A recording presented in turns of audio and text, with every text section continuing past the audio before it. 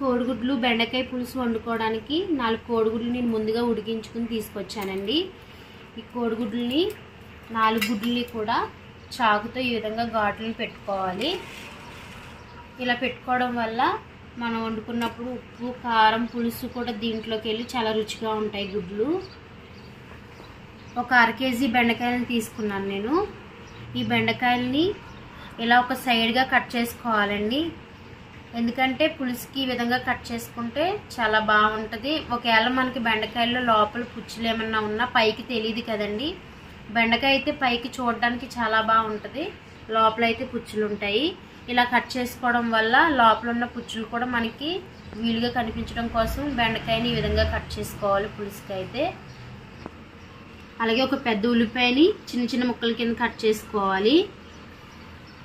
ఒక 5 పచ్చిమిర్చిని ఇలా చీరుకోవాలండి. ఈ విధంగా ఒక రబ్బ కరివేపాకుని తీసుకోవాలి. ఒక చిన్న టమాటాని ఈ విధంగా సన్నగా ముక్కల కింద కట్ చేసుకోవాలి.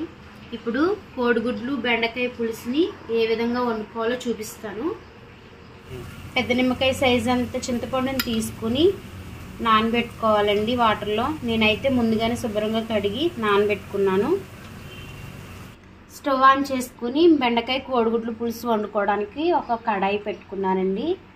ఇప్పుడు దీంట్లో 3 టేబుల్ స్పూన్స్ ఆయిల్ వేసుకోవాలి. కోడిగుడ్లు వేయించుకోవడానికి ఆయిల్లో పసుపు వేసుకోవాలండి ముందుగా. ఈ పసుపు వేసుకోవడం వల్ల గుడ్లు బాగా వేగుతాయి.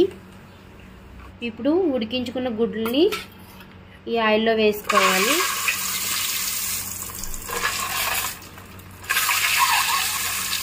ఇలా ఒకవైపు వేగిన తర్వాత ఒకసారి క్లాత్తో ఇలా కలుపుకోవాలండి.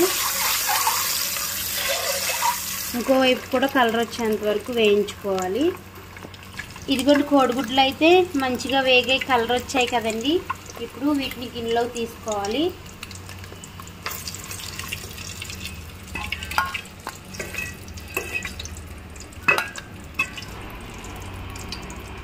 ఇప్పుడు ఇదే ఆయిల్లో కొంచెం కరివేపాకు, కట్ చేసుకుని పెట్టుకున్న ఉల్లిపాయ ముక్కలు వేసుకోవాలి. కట్ చేసుకుని పెట్టుకున్న పచ్చిమిరపకాయ ముక్కలు కూడా వేసుకొని బాగా కలర్ వచ్చేంత వరకు వేయించుకోవాలండి. ఉల్లిపాయ ముక్కలు బాగా కలర్ వచ్చాయి కదండి. ఇప్పుడు శుభ్రంగా కడిగి కట్ చేసుకుని పెట్టుకున్న బెండకాయ ముక్కలు వేసుకోవాలి.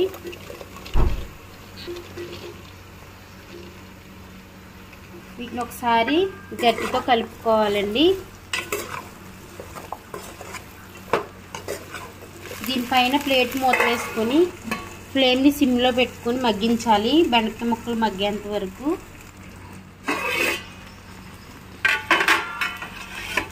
బెండకాయ ముక్కల్ని మధ్యలో కలుపుకుంటూ ఉండాలండి, లేకపోతే అడిగిన ఉల్లిపాయ ముక్కలు మాడిపోతాయి.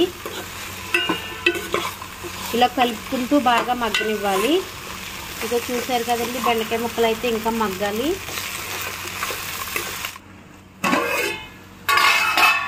ఇదిగోండి బెండకాయ ముక్కలు అయితే మగ్గాయి. ఇప్పుడు దీంట్లో కట్ చేసుకున్న టమాటా ముక్కలు వేసుకోవాలి. అలాగే 2 టేబుల్ స్పూన్ సాల్ట్ వేసుకోవాలి.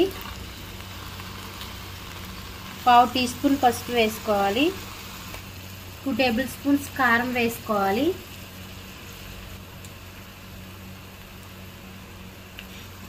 సాల్ట్ కారం పసుపు మొత్తం కలిసేలా కలుపుకోవాలండి ఒకసారి గట్టితో. వేయించుకున్న గుడ్లను కూడా దీంట్లో వేసేసుకొని ఈ గుడ్లు కూడా వేసిన తర్వాత మొత్తం ఒకసారి కలుపుకొని ఒక 2 మినిట్స్ మగ్గించుకోవాలండి కారంలో. 2 మినిట్స్ అయితే మగ్గించాం కదండి ఉప్పు కారంలో. ఈ కోడిగుడ్లు బెండకాయ టమాటా ముక్కలు అయితే చాలా సాఫ్ట్గా మగ్గాయి.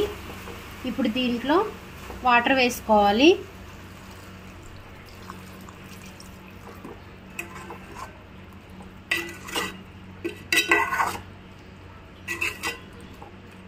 బెండకాయ ముక్కలు ఉడకడం కోసం ఇంకేమన్నా పచ్చి ఉంటే ఉడకడం కోసం కొన్ని వాటర్ అండి, మరీ ఎక్కువ అవసరం లేదు.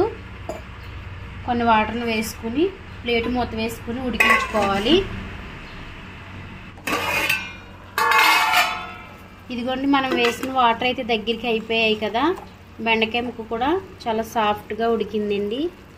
ఇదిగోండి చాలా సాఫ్ట్గా ఉడికింది. ఇప్పుడు దీంట్లో నానబెట్టుకుని పెట్టుకున్న చింతపండుని గుజ్జులా తీసుకొని చింతపండు రసాన్ని వేసుకోవాలి.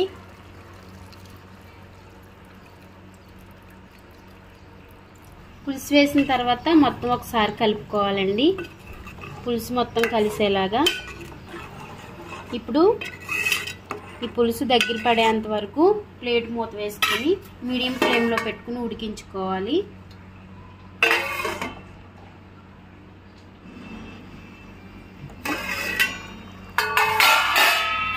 ఇదిగోండి పులుసు అయితే దగ్గర పడింది. కోడిగుడ్లు బెండకాయ పులుసు రెడీ అయిపోయిందండి. ఇప్పుడు స్టవ్ ఆఫ్ చేసేసుకోవాలి. ఇదిగోండి చూసారు కదండి, కోడిగుడ్లు బెండకాయ పులుసుని నేను ఏ విధంగా తయారు చేశానో చూసారు కదా మీరు. ఈ రెసిపీని తప్పకుండా మీరు ట్రై చేసి టేస్ట్ చేయండి.